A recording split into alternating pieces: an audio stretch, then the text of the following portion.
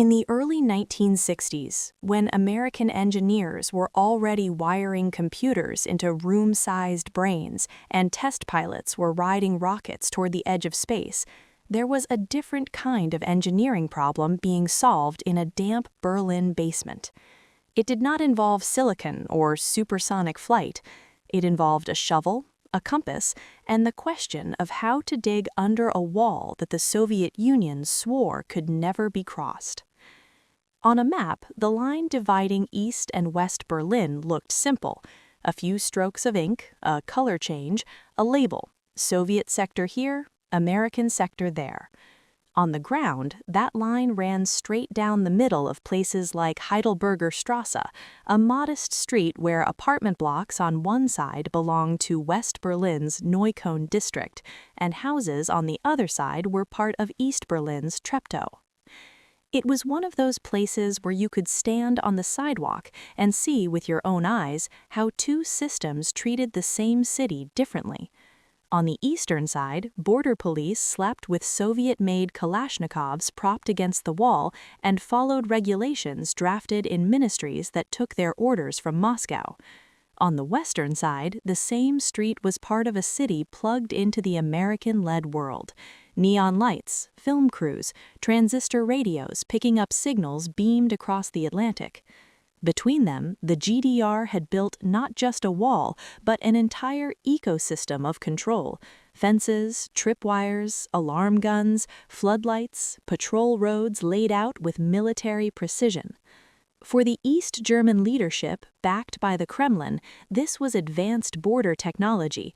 For a small group of young West Berliners who met in bars and student apartments, it looked like an engineering challenge. If you couldn't go over or through, maybe you went under. They were not generals or spies. Some were students, some were young tradesmen.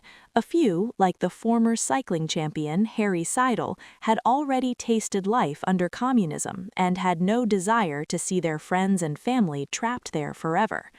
They read newspapers, they listened to Western radio, and they watched as the East hardened its borders while the West sent satellites into orbit and broadcast those images back down to Earth. One of them ran his finger along a street map and stopped at a place where the symbols for border installation and apartment house almost touched: Heidelberger Straße. House number 35 on the west, number 75 on the east. A straight line under the street from one basement to the other would be less than the length of a swimming pool. Imagine them in that West Berlin basement in early 1962. The smell of damp concrete, a bare bulb overhead, cigarette smoke hanging in the air.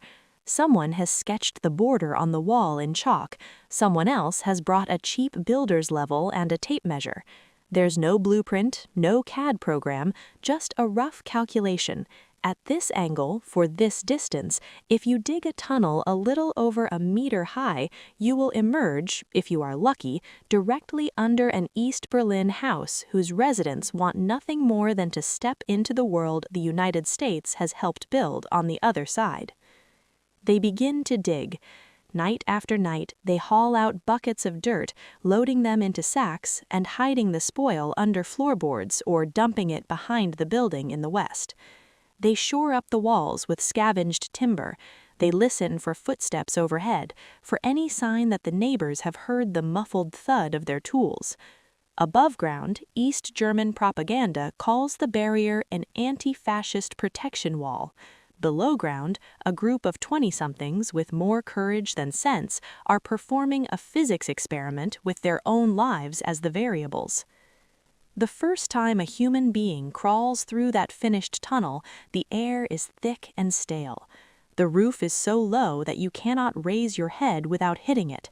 You push yourself forward on your elbows, counting the seconds, feeling the weight of east and west pressing down on either side.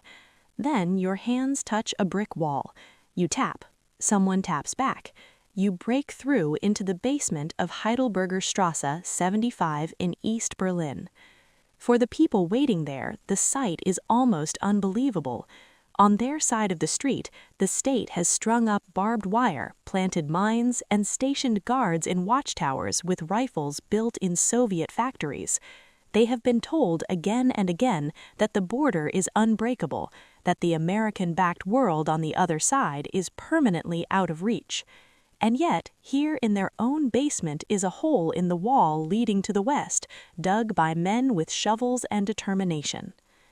In the last days of March 1962, small groups of East Berliners slide one by one through that passage. They leave behind Soviet portraits on the walls and step out into a city where American flags fly at embassies and the latest consumer electronics sit in shop windows. Depending on which list you consult, between 35 and nearly 60 people make it through before anyone on the eastern side realizes what is happening. In those moments, the line between superpower and student is blurred. The East German state has mobilized an entire army to keep its citizens from defecting. On the West, a handful of young people with access to information, basic tools, and the support, moral and sometimes financial, of a free society have literally undermined that effort. The border guards have searchlights and automatic weapons. The tunnelers have a map, a compass, and a willingness to cut through one more brick. But the Cold War was never a one-sided contest. While the young men of the Heidelberger Straße were learning how to become amateur mining engineers, another group of professionals was paying very close attention. In East Berlin, the Stasi, the Ministry for State Security, maintained a vast network of informants, ordinary neighbors and colleagues who, for reasons of fear, ideology, or blackmail, agreed to report on what they saw and heard. When the first fugitives began disappearing from houses near Heidelberger Straße, some of those disappearances were not invisible. At some point in early 1962, an informant whom the Stasi files would later call I. M. Naumann comes forward. He tells his handler that there's something strange happening at number 75. Odd noises in the night, people coming and going at unusual hours, whispers about a connection to the West. For the East German leadership, backed by Moscow, the border is supposed to be a triumph of socialist engineering, an example of how a modern state can use technology to defend itself. The idea that a bunch of West Berlin students and workers could quietly dig a hole beneath that system is both an insult and a threat. So the Stasi does not just want to shut the tunnel down, it wants to make an example. On the night of March 27, 1962, groups of heavily armed security men move into position around Heidelberger Straße 75. They are carrying Kalashnikovs, weapons born in Soviet design bureaus and mass-produced for the Warsaw Pact.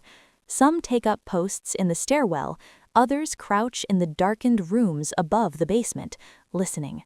In West Berlin, Harry Seidel and his team prepare for what they think will be another run.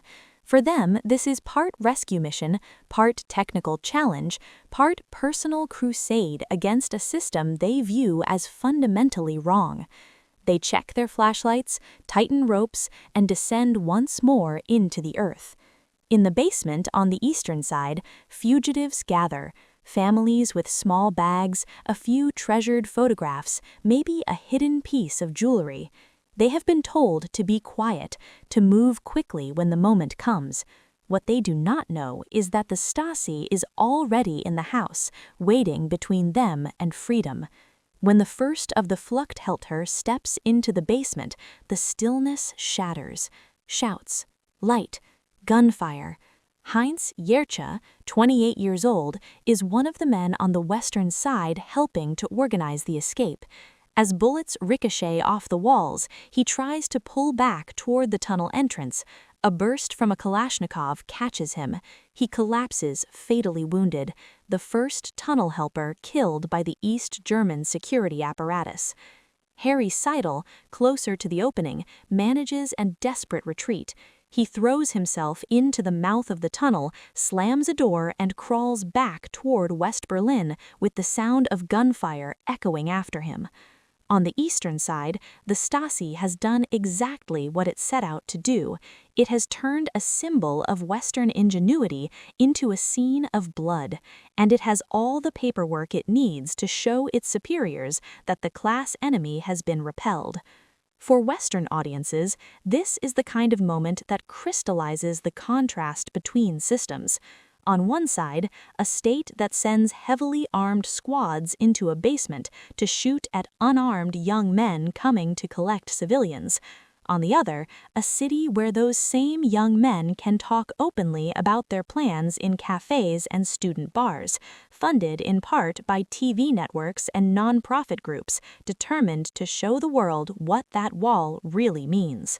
For the men and women of the Heidelberger Straße, however, there is also another lesson. Someone talked. The tunnel did not give away its own position. The earth did not betray them. A human being did. That realization changes everything. In the weeks and months that follow, the Stasi reinforces its presence around the street. The basement of number 75 is sealed, the tunnel partially filled, and patrols along that stretch of the border become more frequent. On the western side, the atmosphere around tunnel projects hardens. Every new face is a potential spy.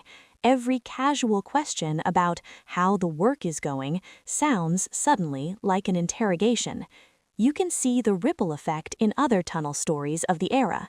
Groups of West Berlin students and young professionals who start new tunnels, like the famous Tunnel 29 project, become almost paranoid in their security. They know from places like Heidelberger Straße that the Stasi is willing to plant informants even among relatives of fugitives, even among those who briefly pass through West German refugee camps. They respond by limiting information, isolating newcomers, and forcing some volunteers to stay underground for the entire duration of a project, so there are fewer chances to leak details. For the Soviet bloc, this is supposed to be their strong suit: intelligence, infiltration, control. For the West, the strength lies elsewhere, in the ability of free people to organize themselves, to combine technical skills and moral conviction without waiting for orders from a central committee. In Heidelberger Straße, those two logics are locked together in a narrow strip of earth. A year passes. On the surface, little has changed. The wall still stands, backed by the full authority of a superpower. The houses on both sides are a little more run down. The Cold War marches on. Missile tests, summit meetings, new rounds of propaganda. But in West Berlin, the idea of the tunnel hasn't died. If anything, the failed operation at number 75 has made some of the helpers even more determined. In 1963, a new group of Fluchthelfer decides to do something that on paper seems almost reckless. They will reuse the old tunnel route, under Heidelberger Straße. They reason that the Stasi will assume no one would be crazy enough to go back to a compromised path. They bring new tools, new timber, new calculations. They break through again into the eastern basement, this time not directly into the same room, but through a neighboring wall, hoping that a slightly shifted exit will buy them time. Once more, the impossible happens. From that reopened shaft, several people make their way from east to west, at least 7, possibly up to 13, depending on whose tally you trust. For them, the tunnel is a second chance, a narrow, muddy corridor back into a world where you can board a train to Paris or a flight to New York without asking permission from a security committee. It is a reminder that no matter how sophisticated the border hardware gets, it cannot perfectly anticipate human persistence. But on the eastern side, the security state has not been asleep. One day, a resident of number 75 goes down to the basement and notices something wrong. A door that will not close properly, a fresh crack, signs that someone has been there. She reports it. Another resident, a man who may himself be an informant as later reports suggest, contacts the authorities. The major in charge of local Stasi operations, a man named Kretschmar, arrives quickly. He inspects the basement, sees the new break in the wall, and realizes the unthinkable has happened. The liquidated tunnel has been brought back to life. This time, the reaction is swift. When 3 would-be fugitives, including a doctor named Lutzelberger, come to the house carrying bags, documents, and personal items, they find not a hidden passage, but an arrest team. The operation dies on the starting line. No shots, no heroic dash into the darkness, just handcuffs and the slow grind of the East German justice system. In your mind's eye, you can intercut these scenes with what is happening elsewhere in the world that same year. American astronauts orbit the Earth, mainframes blink and whir in labs funded by Washington. Television networks beam images of the wall to viewers who may never set foot in Europe, but who understand, viscerally, what it means to see a capital city cut in half. For the Soviet leadership, the competition is supposed to be about industrial output and ideological purity. Yet here, along Heidelberger Straße, the contest looks very different. It's a battle between a system that uses its technology to trap its citizens and a loose network of young people who hack the physical world around them to create exits. What makes this story compelling for a modern American audience is not just the danger or the drama, but the way it illuminates what superiority meant in the Cold War. The GDR, with Soviet backing, could field impressive weapons and dense surveillance grids, but at street level it struggled to contain the ingenuity of small groups armed with nothing more than basic engineering skills, Western media coverage, and contacts in the free world. The Stasi's answer was infiltration. If it could not outdig the tunnelers, it would outspy them. It inserted informants into family circles, student groups, even among West German sympathizers. Some informants were motivated by ideology, others by fear or compromise. Their reports flowed upstream into databases and index cards, the analog predecessors of the digital surveillance that would come in later decades. In that sense, Heidelberger Straße becomes a kind of laboratory for both sides. The East tests how far a centralized Soviet-style security apparatus can reach into a free city. The West, or at least its citizens, test how far creativity and courage can push back against a wall supported by one of the most powerful empires on Earth. Decades later, when the wall has fallen and Germany is unified, historians and archivists go back to those same addresses. They stand in the basements where the tunnel mouths once gaped and measure out the distances just as those young men did, but this time with laser scanners and digital cameras, feeding data into 3D reconstructions for museums. They open Stasi files and see the other side of the story, the informant reports, the operation plans, the glowing commendations for officers who liquidated a tunnel or neutralized helpers. They map out all 11 tunnel attempts under Heidelberger Straße in the space of just over a year and find a pattern: repeated, determined efforts to beat the system, interrupted again and again by betrayal and brute force.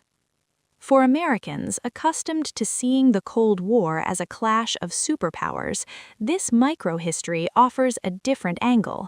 It shows how the grand narratives, capitalism versus communism, democracy versus dictatorship, played out in the choices of a handful of individuals in a small, unremarkable street.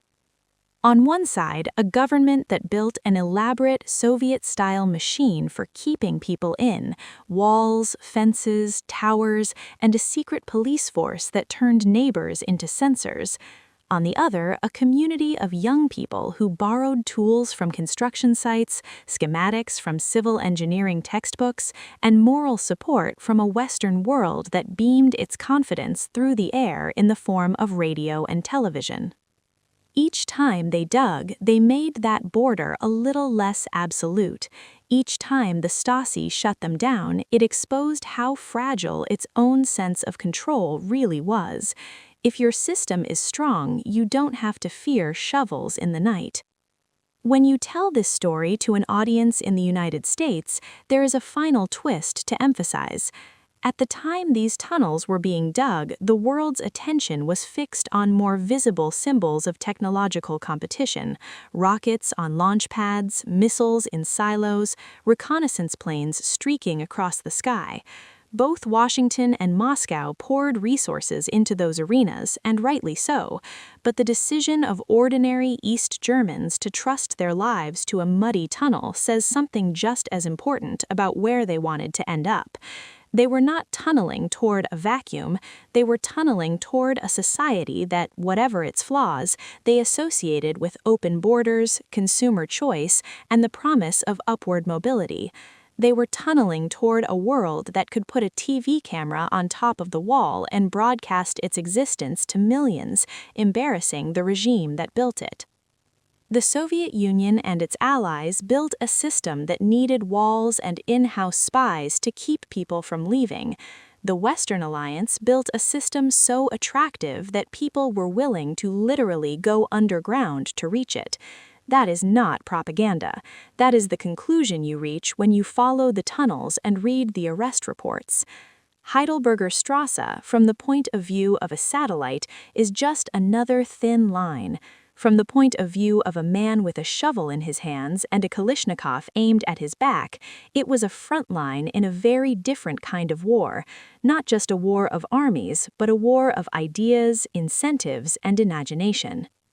The story of Tunnel under Heidelberg is in the end the story of how far a regime will go to stop its citizens from leaving, and how far those citizens and their friends in a free city will go to get them out anyway. It is about infiltration and betrayal, but also about the extraordinary belief that the world on the other side of that wall, the world wired into American power and Western technology, was worth everything it cost to reach. And as long as those basements, those maps, and those archive files exist, the line that once divided East and West will also divide two very different visions of what it means to build a modern society, one that points its engineering inward at its own people, and one that inspires people to dig toward it through the dark.